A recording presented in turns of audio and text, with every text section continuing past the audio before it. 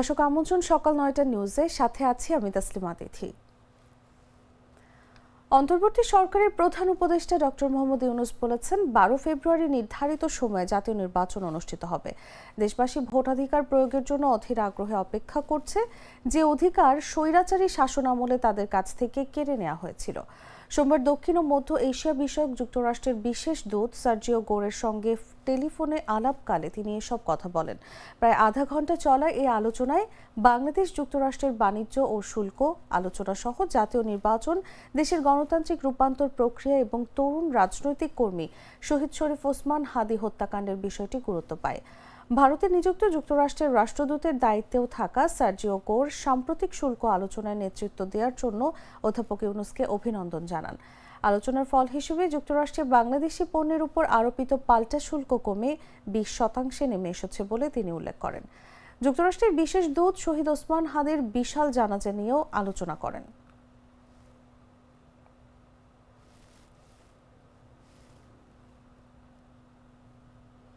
রাজশাহী বিশ্ববিদ্যালয়ের কেন্দ্রীয় ছাত্র সংসদের ভিপি মোস্তাকুর রহমান জাহিদ বলেছেন, এই দেশে ভারতীয় আধিপত্যবাদ প্রতিষ্ঠিত করতে চাইলে আমরা নতুন করে লাখো হাদি তৈরি হব। সোমবার বিশ্ববিদ্যালয়ের সিনেট ভবনে এক আলোচনা সভায় তিনি কথা বলেন। রাকসুর উদ্যোগে আয়োজিত বুদ্ধিবৃত্তিক, সাংস্কৃতিক ও ইনসাফের বাংলাদেশ বিনির্মাণের লড়াইয়ে পথপ্রদর্শক একজন হাদি শীর্ষকে আলোচনা সভা অনুষ্ঠিত হয়। ভারতীয় আধিপত্যবাদ এই বাংলাদেশে যতদিন তারা প্রতিষ্ঠা করতে চাইবে, ততদিন আমরা হাদির মতো, যতই আমাদের মাথায় গুলি করা হোক না কেন, যতই আমাদের বুকে গুলি করা হোক না কেন, যতই আমাদেরকে শহীদ করে দেয়া হোক না কেন, আমরা লক্ষ হাদি তৈরি হব ইনশাআল্লাহ। ফেসিবাদ কায়েমে প্রচেষ্টা চালায়, ফেসিবাদের দোসরদের মতো সহযোগিতা করে, ফেসিবাদের দোসরদের মতো ঘাপটি মেরে লুকিয়ে থাকতে চায়, তাদের ভয়ের ত্রুটি অবশ্যই আমরা চেপে ধরবো ইনশাআল্লাহ। বিএনপির ভারপ্রাপ্ত চেয়ারম্যান তারেক রহমানের স্বদেশ প্রত্যাবর্তন উপলক্ষে আগাম স্বাগত মিছিল করেছে রাজশাহী বিশ্ববিদ্যালয়ের শাখা ছাত্রদল। সোমবার বিশ্ববিদ্যালয়ের শহীদ বুদ্ধিজীবী চত্বর থেকে এই মিছিল বের হয়ে ক্যাম্পাসের গুরুত্বপূর্ণ সড়কগুলো প্রদক্ষিণ করে আবার একই জায়গায় এসে সংক্ষিপ্ত বক্তব্যের মাধ্যমে শেষ হয়। মিছিল শেষে রাবি শাখা ছাত্রদলের সাংগঠনিক সম্পাদক মাহমুদুল মিঠু বলেন, পতিত ফ্যাসিস্ট হাসিনা সরকার তারেক রহমানকে দেশে ফিরতে দেয়নি। বাংলাদেশের একমাত্র সুনাগরিক, যার বাবা এবং মা উভয়ই বাংলাদেশের রাষ্ট্রপ্রধান ছিলেন। তারেক রহমানকে নিয়ে বারবার ক্যান্টনমেন্ট থেকে এবং স্বাধীনতা বিরোধী একটি পক্ষ, যারা জিয়াউর রহমানকে হত্যা করেছিল, তাদের ষড়যন্ত্রের অংশ হিসেবে আমাদের হৃদয়ের স্পন্দন তারেক রহমানকে বিদেশে নির্মমভাবে জীবনযাপন করতে হয়েছিল।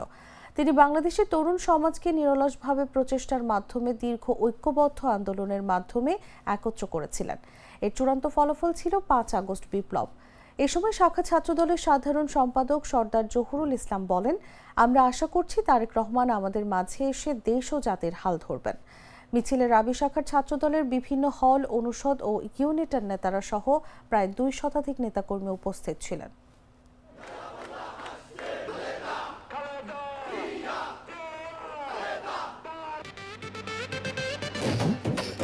একটা ড্রিঙ্কও আমারে দিবা?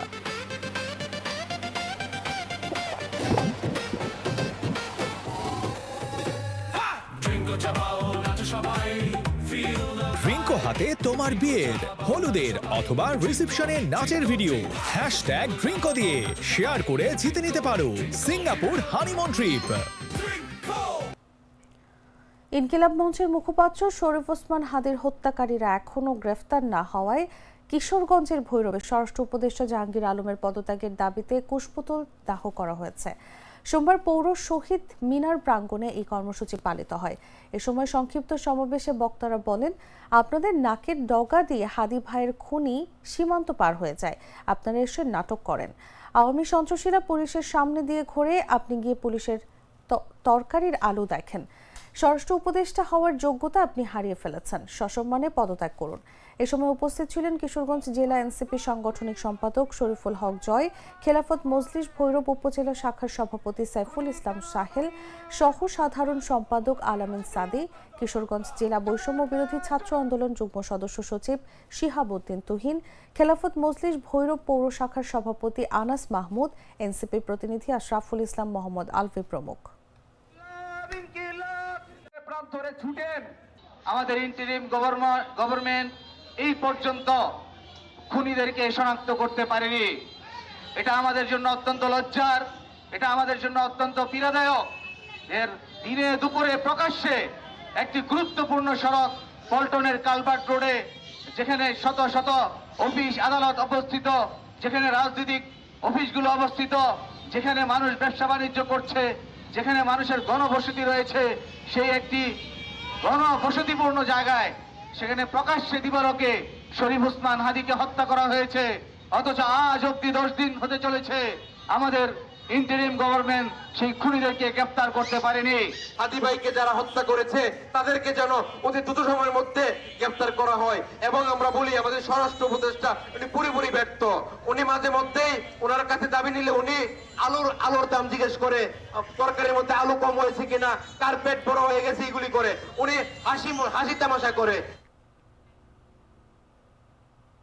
রোজকার সাধারণ খাবার এখন হবে অসাধারণ। প্রাণ স্বাদের মশলা, স্বাদ বাড়ায়, ঘ্রাণ ছড়ায়।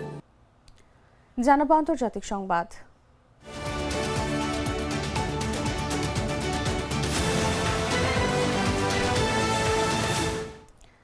চারপাশে কুমির থাকবে, ফিলিস্তিনিদের জন্য এমন কারাগার বানানোর প্রস্তাব দিয়েছেন দখলদার ইসরায়েলের উগ্রপন্থী জাতীয় নিরাপত্তা মন্ত্রী। ফিলিস্তিনি বন্দীদের প্রতি ইসরায়েল যে নির্মম আচরণ করে সেটির নতুন সংযোজন তারই প্রস্তাব। ইসরায়েলি সংবাদ মাধ্যম চ্যানেল 13 গতকাল রোববার জানিয়েছে, বেন গভির ইসরায়েলি কারা কর্তৃপক্ষের কাছে এমন প্রস্তাব দিয়েছেন। তিনি বলেছেন, ফিলিস্তিনি বন্দীরা যেন পালিয়ে যেতে না পারেন সেজন্য যেন কুমির বেষ্টিত কারাগার স্থাপন করা হয়। যদি তার এই প্রস্তাব গৃহীত হয় তাহলে কারাগারটি তৈরি করা হবে সিরিয়ার দখলকৃত গোলান উপত্যকার কাছের হামাদ গাদেরে। এটি জর্ডান সীমান্তেরও কাছে। সেখানে একটি চিড়িয়াখানা আছে। প্রস্তাবে বলা হয়েছে, ওই চিড়িয়াখানার কুমির এনে কারাগারের চারপাশে রাখা হবে, যেখানে ফিলিস্তিনি বন্দীদের আটকে রাখা হবে। গত সপ্তাহে ইসরায়েলি কারা কর্তৃপক্ষের প্রধান কবি ইয়াকোবির সঙ্গে বৈঠক করেন। তখন এমন হিংস্রতাপূর্ণ প্রস্তাব দেন তিনি। সংবাদ মাধ্যমটি বলেছে, বৈঠকে উপস্থিত কিছু পুলিশ কর্মকর্তা তার এই প্রস্তাব নিয়ে হাসাহাসি করলেও কারা কর্তৃপক্ষ এমন কারাগার স্থাপনের সম্ভাব্যতা যাচাই করছে।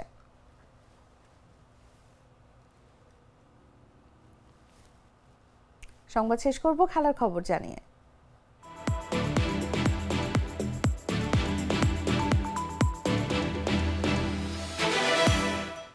2026 ফুটবল বিশ্বকাপের দিকে এগিয়ে যাচ্ছে ফুটবল বিশ্ব।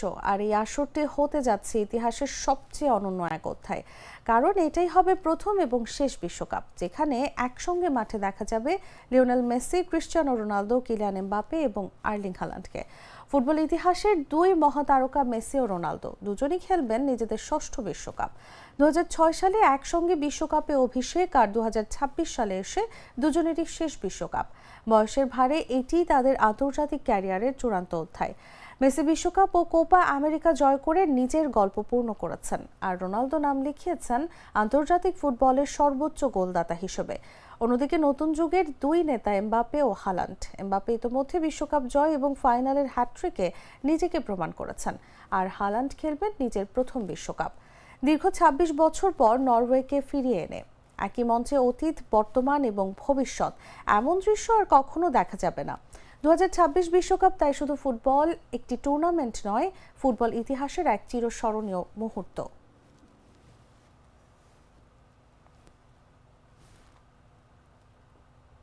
দর্শক, এই ছিল এখনকার মতো। এরপর দেখবেন বেলা 11টার সংবাদ। প্রতি মুহূর্তের সর্বশেষ খবর জানতে ভিজিট করুন jagonews24.com। ফলো করুন আমাদের ভেরিফাইড ফেসবুক পেজ এবং সাবস্ক্রাইব করুন জাগো নিউজের ইউটিউব চ্যানেল। ধন্যবাদ সবাইকে।